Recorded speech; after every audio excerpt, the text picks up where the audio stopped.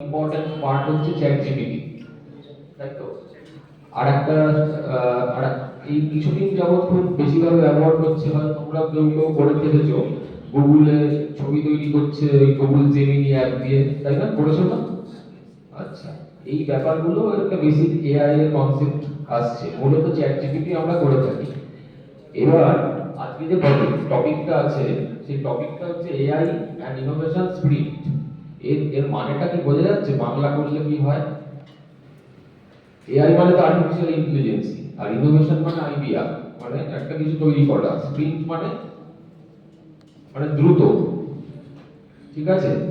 তারপরে হচ্ছে rapid prototyping for digital transformation. Rapid মানে সেটা খুব কমপ্লিট করতে হবে খুব কম সময়ের মধ্যে, হাতে কম সময় থাকবে। আর প্রোটোটাইপিং মানে, এই প্রোটোটাইপিং মানে কেউ জানো তোমাদের মধ্যে? প্রোটোটাইপিং প্রোটোটাইপিং মানে হচ্ছে মডেল, ছোট মডেল তৈরি করা ডিজিটাল ট্রান্সফরমেশনের জন্য। আমাদের যখন প্রথম ডিজিটাল ট্রান্সফরমেশন শুরু হলো, তখন এআই আমাদের ভারতবর্ষে আসেনি। ভারতবর্ষের এআই এর যে বুম, যে এআই যে শুরু হয়, সেটা মোটামুটি হয় 2010 সাল থেকে। 2010 থেকে 2015কে বলা হয় এআই বুম হিসাবে, যেটা আস্তে আস্তে বেড়ে এখন সেটা ঝড়ে পরিণত হয়েছে। সেইখানে আমাদের উচিত যেটা, সেটা হচ্ছে খুব কম সময়ের মধ্যে একটা ছোট্ট এআই বেসড কাজ করে মডেল হিসাবে পেস্ট করা। সেইটাই আজকের টপিক হিসাবে রয়েছে। বোঝা যাচ্ছে কি? এই ব্যাপারটা বলতে গিয়ে প্রথমে যেটা আমার মাথায় আসে, যে তোমাদের ধরো কলেজে অ্যাডমিশন হয়েছে, অ্যাডমিশনের সময় আমাদের একটা সবারই কোয়ারি থাকে যে কলেজে কখন কিভাবে কলেজটাকে অ্যাক্সেস করা যায়, কখন ক্লাস শুরু হবে, বা অ্যাডমিশনের প্রসিডিওর কি, তার ফি স্ট্রাকচার কত, এই ব্যাপারগুলো, তাই না? থাকে তো? তো সেইটা তোমরা কিভাবে জেনেছো?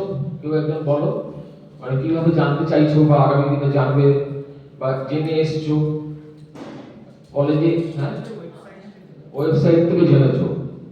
আর অথবা কলেজে এসে যদি এরকম একটা করা যায়, যে ধরা যাক এআই চ্যাটবোর্ড বানানো হলো, এআই আর্টিফিশিয়াল ইন্টেলিজেন্সি চ্যাটবোর্ড। চ্যাটবোর্ড শব্দটার নাম শুনেছো স্যার? এবারে কি এটা কি এই পাওয়ার পয়েন্ট চ্যাটবোর্ড বলে একটা শব্দ আছে, এটার নাম শুনেছো কেউ? বিভিন্ন ওয়েবসাইট খুললে আমরা দেখতে পাই এখনো ডান দিকে নিচের দিকে আস্ক বলে লেখা থাকে। অটোমেটিক রেসপন্স করে স্বয়ংক্রিয়ভাবে। এই এই যে রেসপন্স করছে, এটাকে বলা হচ্ছে চ্যাটবোট।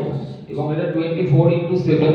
তার জন্য আমাদের নতুন করে কলেজে আওয়ার্সে পৌঁছাতে হবে, বা কলেজের ওই টাইমেই আমাদেরকে অ্যাক্সেস করতে হবে, সেরকম নয়। এবং আমার পছন্দ মতো কোশ্চেন আমি করতে পারি। সেই পছন্দ মতো কোশ্চেন করতে যদি আমরা চেষ্টা করি, সেখান থেকে তার সম্ভাব্য উত্তরগুলো পাই। এই চ্যাটবোট আমরা তৈরি করলে যেটা হতে পারে, সেটা কলেজের একটা তোমাদের ক্ষেত্রে একটা হেল্প হবে কি হবে না? হতে পারে তো? এবার চ্যাটবোট তৈরির ক্ষেত্রে সাধারণত দেখা যাচ্ছে, শুনে হয়তো মনে হতে পারে যে এটা অনেকটা সময় সাপেক্ষ ব্যাপার। তা নয়। এআই এর বেসড করে, আচ্ছা, আর্টিফিশিয়াল ইন্টেলিজেন্সি বেসড করে এই এআই চ্যাটবোট বানানো সবথেকে সহজ কাজ এখনকার সময়। তার জন্য তোমাদের মতো অনেকে এখানে কি কম্পিউটার সায়েন্স ছাড়া অন্য স্ট্রিম নিশ্চয়ই আছে তো? হ্যাঁ, কম্পিউটার সায়েন্স ছাড়া অন্য স্ট্রিমের কথা ভেবে আমি একটা কথা বলছি। যাদের এআই চ্যাটবোট বানানোর ক্ষেত্রে একটা এআই এর উদাহরণ হিসেবে বলতে গিয়ে দেখা যাচ্ছে যে তাদের কিন্তু অনেকের মাথায় আসতে পারে যে আমাদের কোডিং লিখতে হবে। কিন্তু আমি যে পদ্ধতিটার কথা বলছি বা বলবো এখন, সেইখানে কোনো কোডিং এর ব্যাপার আসে না। সেটা যে কেউ টেকনিক্যাল মানুষ বা টেকনিক্যাল স্টুডেন্ট হিসেবে তোমরা করতে পারবে। ঠিক আছে? কি করতে হয় তার জন্য? মানে আমাদের টপিকটা হচ্ছে AI innovation spirit and rapid prototyping. এবার টপিকের এক্সাম্পলে আছি আমি এখন। এক্সাম্পলটা হচ্ছে, আমাদের উদ্দেশ্য হচ্ছে র‍্যাপিডলি কোনো কিছু একটা বানাবো। যে র‍্যাপিড বলতে কিরকম টাইম হতে পারে?